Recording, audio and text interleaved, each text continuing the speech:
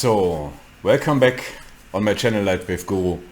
Yeah, Kelly, we will see. Yeah, so it's possible that we put that scene as a content file scene in Lightwave 2025.5. Yeah, so we will see what's happened.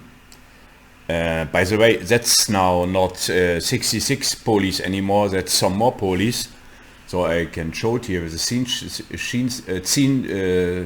statistics. So you see here in the background the basic polys in the OpenGL preview. Yeah. So, and this scene have now 830 polys and 77 surfaces and 32 images. So that means this a little bit higher poly count here is based on some object copies I make from the same objects, so that I can also that instance in combination with other objects with the same form, for example that boxes here in the background or that connectors here in front. And the reason is I can then put on them different from that JSDisplacement image outputs and have so more variation in the rendering if I want. Yeah. So for example, if I have here in front for or in top for that connection part here, this texture here, yeah, then I can use with a copy of that object in another place. Here you can see it here, for example, another JSDisplacement. And if I have a copy, a real copy as geometry from them, then I have here my own surface and can then here use another JSDisplacement output as a displacement map, but I have the same basic form, yeah, for that connector. The same is it here with that part. There's also then another displacement output, yeah. And that make it then that it looks complex. So I call that fake it complexity. And yeah, the thing is, in the end you see here 830 polygons as in a rectangular array, and I broken that rectangular array with that mathematic clear form. You see it in my last video with that 66 polygons. I break it with a simple trick I use for any from them weight channels for the instances, a procedural texture or a procedural weight, and play with them. And with that you can blend out a sum from the instanced array instances. Yeah, so that you have more that random look. Yeah, so that is more yeah, it's more random now, yeah. So and that bring in the end the complexity, and the scene is interesting in the following aspect. You see here only primitive objects.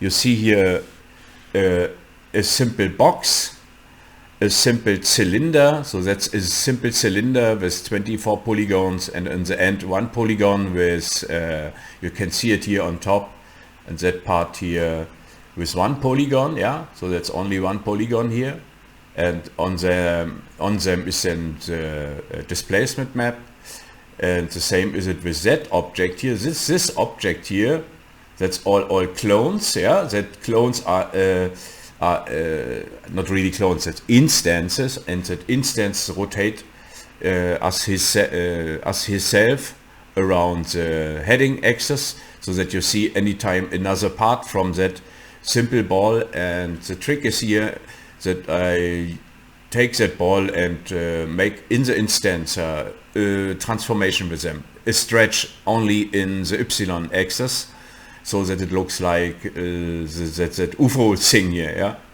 And if you instance it then one has more time and rotate it with itself in the instancer himself, you become all that variation you see here from all sides from that object, yeah, and that bring it them very quickly in a situation that your mind would see much things, yeah, but there's only one displacement texture on them. Yeah. So, and the same I do, for example, also with that simple cylinder. And you can also broken that mathematic principle from the rectangular array with that instance ID based lights. Yeah. So that you have for every instance another light. So for example, here you see that that part of connector have white lights, here it have then red lights, then here have blue lights and so. And if you rotate them also all on his own axis, you become also, yeah, you can see then the displacement map, and that's a seamless displacement. So if you build a UV for that cylinder, you can build a UV that it is in combination with a JDisplacement basic output, then the seamless texture. So you can also build seamless things with a cylinder and also with a ball, for example. Yeah, so that's also here seamless. It's only a question in what way you create your UVs for that. Yeah, and then you can build quickly very complex things like this as background for something. So for example, you have in front now a spaceship, and that, yeah, have to fly in a future city situation or something like this, yeah, in a Borg cube or whatever you call that, a kind of fake it complexity. And you can build with that technique with some polys very complex backgrounds, so that your main character or your main object you want to render and show and animate have a good background, and it looks in a short time you have for the development of a scene a good, and you have a complex background. Yeah, so that's a little bit my idea behind that. So I mean, that technique is not really new. Yeah, so we have JSDisplacement as tool, or other tools he built, sprite based generated pictures for years, but in that consequence it to bring in that kind of look for me is it now, yeah, you see only JSDisplacement in the end, yeah, and some primitive objects, and that's really interesting for studies if you develop things like that, if it based on a instant on an array, yeah, with a Lightwave instancer, with a classic rectangular array, and in what way you can randomize that rectangular array.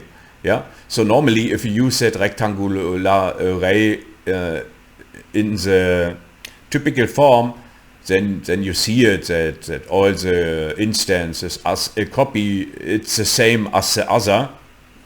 But with that principle here, this is not the case. Yeah, so you can broken that mathematical look from a rectangular array with that copy of objects, and with that different JDisplacement outputs on as surfaces and displacements on top of the objects. Yeah, and so that's a little bit the thing what I developed the last days, and make some my tests what I do there. And if you see what's possible with primitive objects, so I mean that's only quartz and a ball and a cylinder and so. If you do it with much more complex objects, if you're modeling something that have a little bit more structure as a simple box or a cylinder or so that I can now imagine what's possible if you use that technique on objects with a little bit more geometry. Yeah. So yeah, that's I want to show, and yes, we will see if we put that in the content folder, yeah, for Lightwave 2024. So Kelly, see you later, yeah, bye.